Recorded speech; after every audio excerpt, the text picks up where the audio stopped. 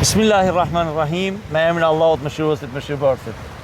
Hoxha, selamu alaikum wa rahmetullahi wa barakatuhu. Aleikum selam wa rahmatullah. Jemi në muajin e Ramazanit, në një muaj shumë të veçantë, në një muaj të begat. Po Allahu i madhëruar thot azgjerimi është për mua. Hoxha i nderuar, çfarë na veçon në këtë muaj? Pra, një besimtar çfarë duhet të bëjë ndryshe nga muajt e tjerë që këtë muaj ta përjetoj ashtu si duhet? Bismillahirrahmanirrahim. E para besimtari duhet kuptoj që kjo është një mundësi për Allahut, një shans. Dhe muaji Ramazanit vjen si mundësi që njeriu të afrohet me Zotin, dhe kjo është mëshirë e Allahut për të. Kanë thënë dietarët, njeriu është krijesë e çuditshme, kur mëshiron dhe kur fal, përfiton diçka prej njerëzve, përfiton vlerësimin e tyre, përfiton falënderimet për këtë zemërgjërsi. Po Allahu dhul xhelal tregohet i mëshirshëm ndaj nesh dhe ai nuk përfiton asgjë. Dhe kjo është veçantia e Zotit, krijuesit të gjithësisë, që është i mëshirshëm me njerëzit dhe u jep atyre dhe pse vetë nuk ka përfitime. Ky është Zot, krijues fuqiplot. Besimtari duhet të dijë që kjo mundësi prej Allahut që të kryesh pak vepra të mira dhe të marrësh shpërblime të mëdha nuk duhet neglizhuar. Andaj përtej faktit që ka detyrimin të agjerojë, përtej faktit që këto mundësi i ka prej Zotit, duhet që ai ta përmirësojë veten e tij dhe ta marrë përpjekje në rrugtimin drejt Allahut i përmirësuar. Hoxha i nderuar, agjerimin shpesh e kuptojmë si një akt fizik. Pra të privohesh nga të ngrënit dhe të pirit. Në fakt, pejgamberi alayhi salatu wassalam na tërheq vërejtjen në një vend tjetër, ku thot, nëse nuk largoheni nga fjalët e këqija dhe veprat me ta, ju vetëm se keni mbajtur agjerim kot. Vallë, pse thot pejgamberi alayhi salatu wassalam këtë? Për të treguar rëndësinë që ka agjerimi i të gjithë qenies tonë. Rasulullah sallallahu alaihi wasallam thot, sa njerëz agjerojnë dhe u agjeron vetëm stomaku i tyre. Dhe nuk i kanë marrë shpërblimet e agjerimit, sepse sytë e tyre nuk kanë agjeruar ndaj haramit. Goja e tyre nuk ka agjeruar ndaj të folurit e diçkaje që nuk duhet ta fliste. Veshët e tyre, gjymtyrët e tyre, pra kanë lënë veten e tyre pa ngrënë dhe pa pirë, po prej virtyteve të këqija, prej sjelljeve të pamoralshme ata nuk kanë hequr dorë. Dhe i tillë njeri i cili nuk e përmirëson veten e tij dhe nuk agjeron i gjithë trupi i tij dhe i gjithë qenia e tij, nuk përfiton shpërblimet plota në këtë muaj, në muajin e mëshirës prej Zotit. Atëherë, të vim tek ajeti kuranor ku Allahu i madhëruar na tregon për obligimin e muajit të Ramazanit, pra të agjerimit. Ku na tregon se ky obligim ka qenë edhe tek popujt e tjerë, jo vetëm tek ne. Dhe në fund thot Allahu i madhëruar, la'allakum tattaqun. Dhe shpresohet që ju të jeni të devotshëm apo të sinqert në atë që bëni. Pra, çfarë kërkon Allahu i madhëruar? A kërkon që ne të jemi të uritur apo të kalojmë në disa faza në mënyrë që ne të dalim tek ai sinqeriteti që ai kërkon? Allahu kërkon prej nesh që ne të afrohemi me të. Kjo sakrificë që bëhet që ne të afrohemi me Allahun. Bëhet që ne, siç e përmend Allahu, të jemi prej atyre njerëzve që e ndjejnë Zotin pranë. Nuk ka nevojë Allahu për përpjekjet që ne bëjmë, për të ngrënurit papir, pa ngrënë, qoftë dhe për sadakan, qoftë dhe për bamirësinë, qoftë dhe për kurbanin që ne e bëjmë, siç ne e dimë që përmend i dërguari i Zotit që nuk arrin tek Allahu as gjaku as mishi, por tek Allahu arrin ajo që bëhet për hir të tij. Pra, sakrifica që ne bëjmë për hir të tij. Zoti prej nesh kërkon përmirësimin ton, kërkon që ne këto gjëra ti bëjmë, sepse ai kërkon prej nesh që ne të arrijmë shpërblimet dhe të afrohemi tek ai. Kujtojmë një bashkëbisedim të Allahut të madhëruar me melekët e tij, ku i thot Allahu i madhëruar, "Wa idh qala rabbuka lil malaikati inni ja'ilun fil ardi khalifa." Nuk po e çaj deri në fund për arsye kohe. Allahu i madhëruar ju thot melekëve që unë do të krijoj një zëvendës timin në tokë. Në fakt, muaji i Ramazanit a është në një farë mënyrë një shkollë për ta çuar njeriu tamam aty ku do Allahu i madhëruar që të jetë me plot merita si zëvendës i Zotit në tokë? Muaji i Ramazanit, siç e përmendëm në fillim, është kjo mundësia e madhe që Zoti i jep njeriu për të rrugtuar tek ai. Dhe me të vërtetë është shkollë dhe medrese e veçantë. E kanë përmendur dietarët, përfiton njeriu shumë jo vetëm nga të qëndruarit pa ngrënë dhe pa pirë, po edhe nga fakti që ai përpiqet të largohet veseve, veprave të këqija që ta përmirësoj veten e tij. E kanë thënë dietarët, ky agjerim i njeriu që i agjeron stomaku i tij, agjerojnë gjymtyrët e tij, e bën njeriu të përmirësuar, madje arrin njeriu të kuptojë edhe të tjerët, dhe ata të cilët nuk kanë, dhe ata të cilët gjenden në situata të vështira ku shumë prej nesh ndoshta do ishin fyer. Prandaj dhe ai që ka prej begative të kësaj bote, kur e mban veten e tij, e rezervon veten e tij, ndaj të ngrënit, ndaj të pirit, kanë thënë dietarët arrin të kuptojë ata të cilët janë më, le të themi, më pak me fat se sa pjesa tjetër, pra që janë të sprovuar prej Zotit. Dhe kjo e bën njeriu të reflektojnë brendësinë e tij, për mirësitë që Allahu i ka dhënë, dhe të jetë falendërues, ashtu që Allahu thotë, kur ju jeni falendërues, kur jeni prej atyre që falenderojnë Allahun për mirësitë që ju ka dhënë, Allahu Zoti u ashton ato. Andaj të jemi prej atyre njerëzve që e marrim Ramazanin si shkollë, se për shumë njerëz Ramazani vjen dhe ikën, dhe ata nuk përfitojnë asgjë, mos u bëfshi për këtyre njerëz. Amin. Hoxhi nderuar, deri këtu ishim dakord nëpërmjet agjerimit t'i kuptojmë të tjerët. Në një transmetim thuhet se pejgamberi sallallahu alaihi wasallam është më bujari i njerëzve. Po. Ndërsa kur vjen muaji i Ramazanit, ai ishte në të gjithë jetën e tij, pra gjatë gjithë vitit, ishte momenti kur ai ishte më bujar, pra nga muajt e tjerë. Po. Çfarë kërkon Allahu i madhëruar tek ne kur na tregon se pejgamberi alayhis salatu wasalam i dërguar i tij ishte më bujar ndaj gjithë muajve në muajin e Ramazanit. Shembulli është i thjeshtë, kërkon që dhe prej nesh të jemi bujar. Pra ashtu siç ne përfitojmë prej cilësive të Resulullah sallallahu alaihi wasallam dhe e kemi atë shembull, dhe duhet jetë besimtari bujar, duhet jetë besimtari njeri që jep për hir të Zotit. Ama në këtë muaj duhet jemi shumë më shumë se sa që jemi në muajt e tjerë. Për shkak se i dërguari i Zotit kanë thënë, në muajin e Ramazanit ka qenë bujar dhe bujaria e tij te i kalonte kufit, dhe kanë marrë shembullin e erës. Kanë thënë dietarët, është marrë shembulli i erës sepse era i prek të gjithë.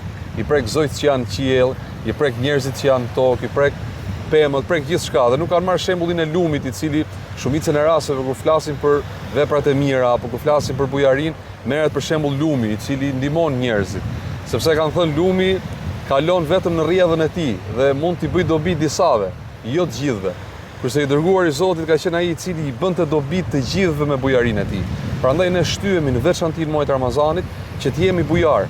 Dhe ajo çka është më me vlerë dhe më e mirë në këtë muaj është se shpërblimet që ne kemi për të qenë bujar në këtë kohë specifikisht, në këtë muaj të begat, janë të shumë fishta në krahasim me jashti. Andaj shtyhet besimtari të jetë i tillë. Atëherë, të ndalemi pak tek një ajet kuranor ku thot Allahu i madhëruar, shembulli i atyre që japin në rrugën e Allahut është sikur ajo fara që mbjell dhe nga ajo dalin 7 kallinj.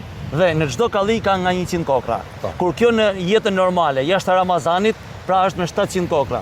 Vallë në muajin e Ramazanit çfarë vlere ka kjo? Të jashtëzakonshme. Dhe njeriu duhet të kuptojë mëshirën e Zotit se si jashtë muajit Ramazanit, ai për një vepër që bën, mund të shpërblehet deri në 700 fish. Imagjinoni se sa e keni shpërblimin në muajin e Ramazanit ku veprat shumë fishohen pa masë. Prandaj nuk duhet neglizhuar dhe nganjëherë njerëzit ndihen keq kur nuk kanë për të dhënë shumë. Se thonë kam turp të jap pak, ndërkohë që Zoti prej nesh kërkon atë të paktën, atë të voglën, e cila bëhet shpesh, dhe jo atë të madhen që nganjëherë harrojmë fare ta bëjmë se themi nuk kemi kohë apo nuk kemi mundësi. Pra ne nuk duhet ndihemi të brengosur që nuk kemi për të dhënë shumë, po nëse kemi pak, atë pak ta japim me ta dimë që Allahu na e shumë fishon në shpërblime, po dhe nuk na humb asgjë prej bereqetit në këtë dynjë. Inshallah Allahu na bëf për atyre të cilët e kuptojnë tamam ashtu siç duhet, ashtu siç e treguat edhe ju. Hoxhi nderuar, para 2 apo 3 netësh, për namaz të taravis në xhaminë e Plumit në Vlorë, ku jeni edhe imam, na treguat një hadith, që në fakt edhe pse e dija më përpara, më tërhoqi vëmendjen dhe më mbrapa e lexova përsëri, lexova edhe komentet e tij.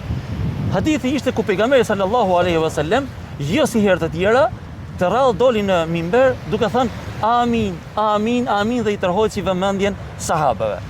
Allahu qoftë i kënaqur për tyre. Kush është ky hadith? Profeti Muhammed sallallahu alaihi wasallam po hipte në mimber. Dhe siç e përmendët dhe ju, thot amin me çdo shkallë që ngjiste. Dhe sahabët u çuditën, sepse ishte diçka që profeti nuk e kishte bërë më përpara. Dhe pasi mbaron, shkojnë dhe e pyesin, o i dërguari i Allahut, pse e bëre këtë? Kur nuk e ke bërë që të hypësh në mimber dhe të thuash amin me çdo shkallë që ngjit? Thot i dërguari i Zotit sallallahu alaihi wasallam, më erdhi Xhibrili dhe më tha, atij të cilit i ikën muaji Ramazanit, pra i largohet muaji Ramazanit. Dhe ky njeri nuk është falur, nuk është mëshiruar prej Allahut, të tillë njeri Zoti e largon nga mëshira e tij. Allahu na ruaj. Dhe thot profeti Muhammed sallallahu alaihi wasallam, më tha Xhibrili, thuaj amin. Pra në një formë kërcënimi për këtë njeri që nuk interesohet për këtë mëshirë të madhe të Allahut. Kanë thënë dietarët, kthen kokën majtas njeriu, kthen kokën djathtas dhe shikon vetëm besimtarë që po garojnë për vepra të mira, po punojnë për punë të hajrit, po e shtyn njëri tjetrin për sevape, po falin namazin, po lexojnë Kur'anin, po largohen nga veprat e këqija. Dhe i tillë njeri thot nuk ndikohet as pak nga kjo. Madje thot nuk ndikohet thot as ka mëshira që Allahu ka treguar për të në këtë muaj, që ai me pak vepra arrin grada të mëdha tek Allahu. Dhe kanë thënë dietarët, njeriu në jetën e kësaj bote takohet me një njerëz të pushtetshëm, ai i ofron prej mirësive që Zoti i ka dhënë, i thot fol se unë do t'jap, apo po t'jap shumë vetëm mundohu pak, dhe ai e shpërfill atë. I tillë njeriu thot, ky i pushtetshmi do zemrohej. E më shumë të drejtë thon dietarët ka Zoti të zemrohet me këtë, i cili shpërfill mëshirën e Allahut në muajin e Ramazanit. Andaj Zoti mos na bëft prej atyre njerëzve që e shpërfillin këtë mëshirë të madhe. Hoxhë nderuar, Ramazani dahet në 3 pjesë. Po. 10 ditë i parë, 10 ditë i dytë dhe 10 ditë i tretë.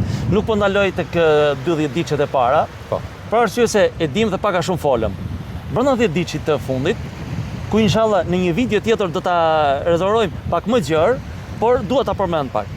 Allahu i madhëruar ka fshehur brenda atij 10 ditëit një elmas, një diamant, të cilin nëse do të ishte fizik, ne do të kërkonim gjithë detin për ta gjetur për vlerën që ka. Kush është ky elmas? Nata e Kadrit. Allahu dhul Jalal përmend Kur'an duke thënë Lejletul Qadri khairun min alfi shahr. Nata e Kadrit është më e mirë se 1000 muaj. Ka thënë dietarët më e mirë se 1000 muaj adhurim. Pra i bie të adhuroj njeriu Zotin e tij në një natë, sikur e ka adhuruar atë për 80 vite. Dhe kanë përmendur dietarët se i dërguari i Zotit sallallahu alaihi wasallam kur po shkonte, po shpjegonte, ti njoftonte sahabët për natën e Kadrit, gjen 2 prej tyre të cilët ishin në konflikt. Dhe shkon për t'i ndarë ata. Dhe harrohet për natën se kur ajo është saktësisht.